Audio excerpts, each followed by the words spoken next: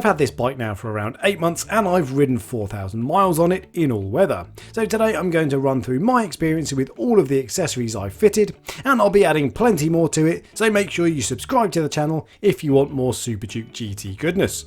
We'll start with a few small bits and build to the big stuff, and if you want to skip to a particular part, check out the timeline along the bottom of the video for further details. First up, I have two quad lock mounts for my mobile phone. This one is connected to the USB port behind the base of the windscreen, so it doubles as a charger. The phone goes on really easy and it sits in place firmly. You do have to buy a case for the phone too, which is really chunky, and I always take the phone out of the case when I'm not on the bike. The mount is £70 and the case is a further £22, so it's pretty expensive, but it's well worth it in my opinion. Now, I have seen numerous reports of these vibrating the camera to death on iPhones, but I've done about 10,000 miles on this and my previous bike with two different Samsungs, an S20 and a Note 9, and I've had no problems. I also have the standard quad lock mount without charging that I've screwed to the GPS bracket.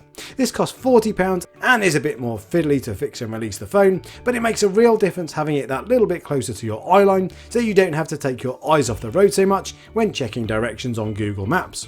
Next up, a quick look at a bit of bling. These are the official KTM brake and clutch covers. To complete the set you need the brake cover, the rear brake cover and the clutch cover. They cost about £80 all in, but they do look really nice, although my brake fluid cover hasn't arrived yet, so it looks a little asymmetric in this video.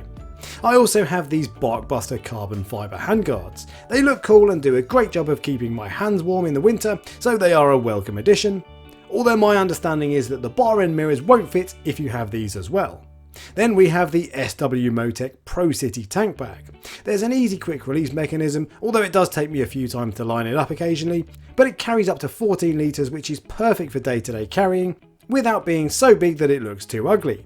It's expensive at around £200, but it's a good quality piece of kit and I use it more or less every time I ride. On to the big stuff, and we have the Puig touring screen with visor. This is the light smoke one and it costs £130 in the UK. Fitting was really easy, it came pre-drilled, so all you have to do is screw the visor in place, then screw the screen onto your bike. You'll decide for yourself if you think it ruins the look of the bike, but I personally like it and don't think it attracts from the bike's mean appearance at all. For normal riding at road legal speeds, it is absolutely fantastic and keeps pretty much all of the wind off you. And one of the best things about it is that I feel comfortable riding with my helmet visor up. Above 50 or 60 miles per hour starts to get a bit uncomfortable on your eyes, but anything below that is fine, which wasn't the case for me with the stock screen. It's a good few inches taller than the stock screen and is slightly wider at the top as well. I'm 6'1" and the top of the screen is roughly in line with my armpits. On the motorway, I find I can sit comfortably at 100 miles an hour without feeling any real wind blast. You do feel a little something on your shoulders and helmet, but it's absolutely fine and a big improvement over stock. I can't tell you what difference the visor itself makes, as I've always had it on and I never adjust it.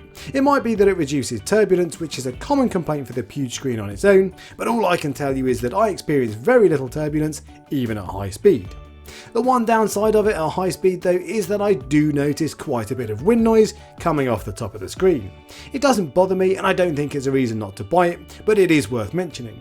Overall, I really like the screen and I've no intention of going back to the stocker, but I've only had it for around 400 miles, so I'll do a full video when I've had it a bit longer. Moving further back, I also have the KTM heated ergo seats. This is the first time I've had heated seats and I absolutely love them.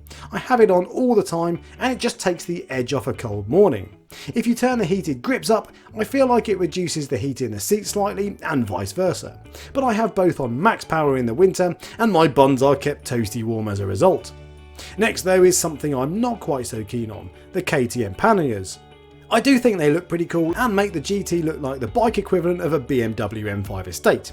They're also a decent size and you can fit a full face helmet in each one upside down, although you will have to remove your Bluetooth headset first. But I find the locking mechanism really clunky. It's quite stiff and makes using the Panniers a bit of a faff, and when I went to demonstrate the point on this video, the locking mechanism actually broke. Now, from what I understand, that's a relatively easy fix, but it's also quite common and it makes the Panniers feel cheap, which is disappointing for a £700 option.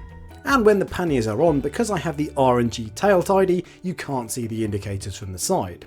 I don't think it's an issue, but I do suspect it makes it difficult for other cars to see the indicators from certain angles, especially on the motorway.